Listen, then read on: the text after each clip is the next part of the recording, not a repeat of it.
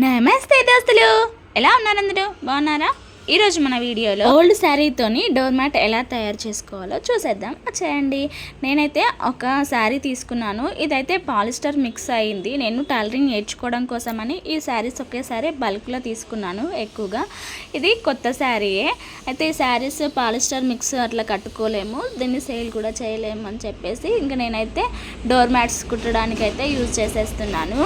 శారీని ఒక పక్కన వేసేసుకొని ఇంకా దాన్ని అయితే అంచు సైడ్ కొనాల సైడ్ ఉంటుంది కదా, అటు సైడ్ ఒక 2 ఇంచెస్ అట్లా మార్క్ చేసుకోవచ్చు. మీరు 2 ఇంచెస్ కానీ 3 ఇంచెస్ అట్లా ఎంతైనా మార్క్స్ చేసుకోవచ్చు. దాన్ని బట్టి కొంచెం లావుగా వస్తుంది.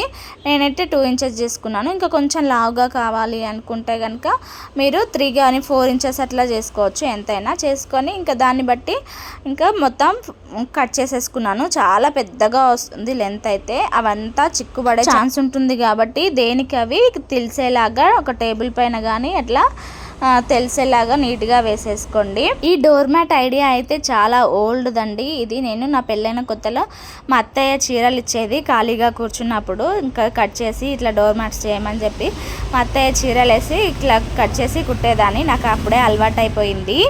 మొత్తం అంతా కూడా కట్ చేసుకున్న తర్వాత ఒక దగ్గర ఒకటి ఇట్లా ఏదన్నా టేబుల్కి కానీ కింద ఏదన్నా ఉంటే, లేదంటే ఇంట్లో గొల్లెం ఉంటుంది కదా, గొల్లానికి కానీ దేనికైనా సరే మీకు ఏది అందుబాటులో ఉంటే దానికి ఇట్లా రెండుగా అటు సగం ఇటు సగం వచ్చేలాగా మధ్యలకి ముడివేయాలి. మధ్యలకి ముడివేసిన తర్వాత ఒక వైపును వదిలేసి ఇంకో వైపున అల్లుకోవాలి. మనం జడ ఎలా అల్లుకుంటామో సేమ్ అలాగే 3 తీసుకొని సేమ్ అట్లా పాయలుగా అల్లుకుంటూ రావాలి.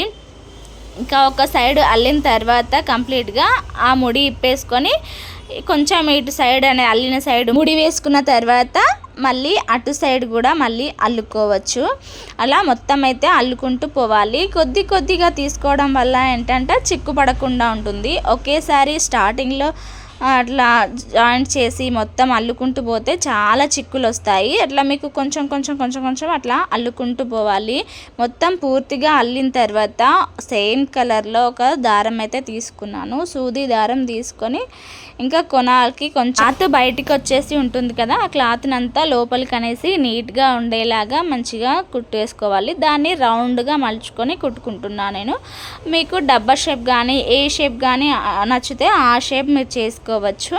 ఇంకా అట్లా మొత్తము ఎక్కడ కూడా ముడత రాకుండా నీట్గా కుట్టుకుంటూ వెళ్తున్నాను నేనైతే. అంతా రౌండ్గా కుట్టేసి ఇంకా లాస్ట్కి వచ్చేసరికి కొంచెం క్లాత్ లాగా తేలుతుంది, అది కూడా లోపలికి వేసేసి స్టిచ్ చేసేసుకోవడమే. ఇంకా ఇదండి ఈ వీడియో నచ్చితే ప్లీజ్ లైక్ చేసి మన ఛానల్ని సబ్స్క్రైబ్ అయితే చేసుకోవడం మర్చిపోకండి. అలాగే పక్కనున్న బెల్ ఐకాన్ని క్లిక్ చేయండి.